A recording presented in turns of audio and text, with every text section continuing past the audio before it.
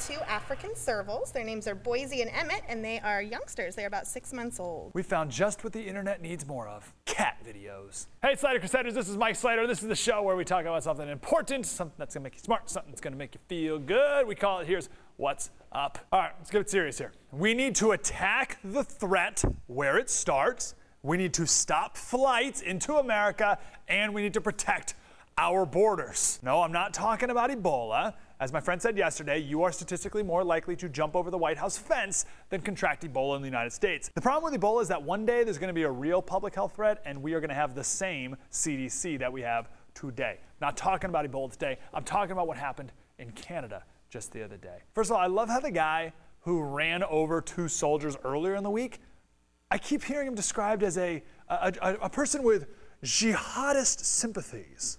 What? How about that for PC bullcrap? When does one go from having jihadist sympathies to being a murderer? I would say when you murder someone. Can we stop saying he has jihadist sympathies, please? I am much more concerned about the threat from homegrown terrorists than Ebola. First of all, there's a lot more people infected, and you don't have to eat terrorists' poop to die. If you came across some strange mucus or feces or something out there on the subway, the street, or anywhere else, you know, don't eat it. All right, something that's going to make you smart. This is actually a fun trivia question to use on your friends. And we do this because millions, billions, trillions, like, we totally lose track of what that means and what that looks like. So let's take dollars and move it into something we have a better concept of, and that's time. So how long ago was 1,000,000 seconds? 12 days ago. How long ago was 1,000,000,000 seconds?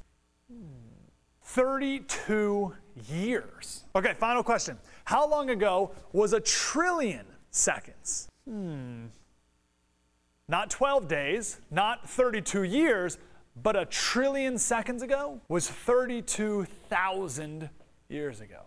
So that puts into context what a federal budget of $3.7 trillion looks like. Not to mention an unfunded liability in this country, Social Security, Medicare, Medicaid, and the debt of about $100 trillion. But we can make all that up though, right? Just got to raise taxes. Not even close. The truth is, if we took all the profit from every single Fortune 500 company, we could fund the government for 40 days. That's it. 40 days. Why do people keep complaining about big business when big government is so much bigger? I want to talk for a second a little bit about a guy named Justice. Justice was born in Rwanda. Both of his parents were killed when he was 3 years old from the Rwandan genocide.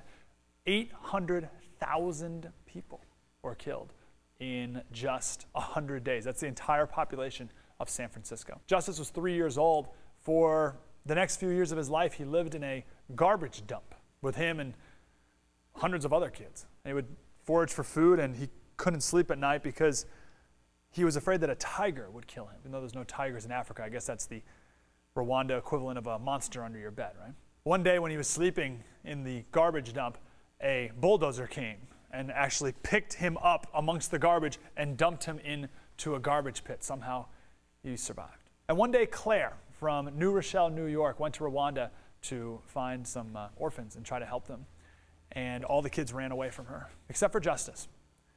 And she said, well, why did you not run away? And Justice said, I want to go to school.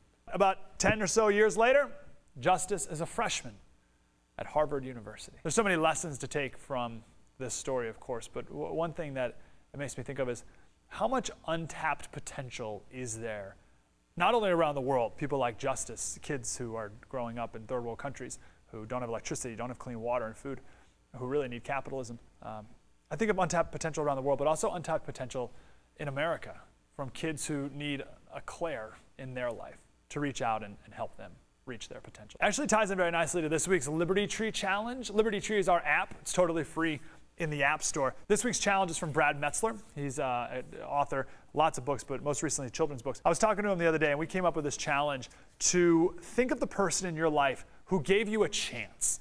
Someone who saw something in you, who saw some potential, took a risk, and gave you an opportunity to fulfill your potential. You know who that person is. Think back. Who is it? Coach, teacher, a friend, a boss? Who was that person? The challenge is to reach out to them and thank them. You can accept the challenge by downloading the Liberty Tree app for free in the App Store and the Google Play Store. And you can actually click right here and you can download it. Absolutely free. Please accept this week's challenge. And in the comment section, tell me who that person is and what they said when you reached out and thanked them. What a great opportunity to lift some people up. Slider Crusaders, thank you for being here today. What do we got? Sunday Night Football, Packers and Saints. I think we got to go Packers. Is that right? Packers it is.